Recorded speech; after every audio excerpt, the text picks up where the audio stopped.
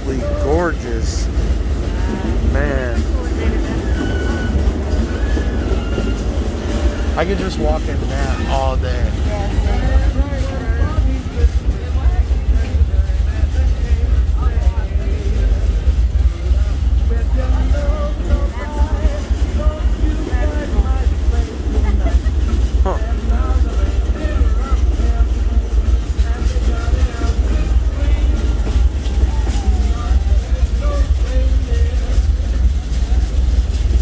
I know Christmas has different meanings for different people, but you know, one of my favorite Christmas memories is back when I was just a little boy going to Grandpa and Grandma's house out there in the woods. Yeah, we'd go out there, walk into our kitchen, and she'd be roasting those hams and those turkeys and making candy yams and pumpkin pies, and oh, it was all so wonderful.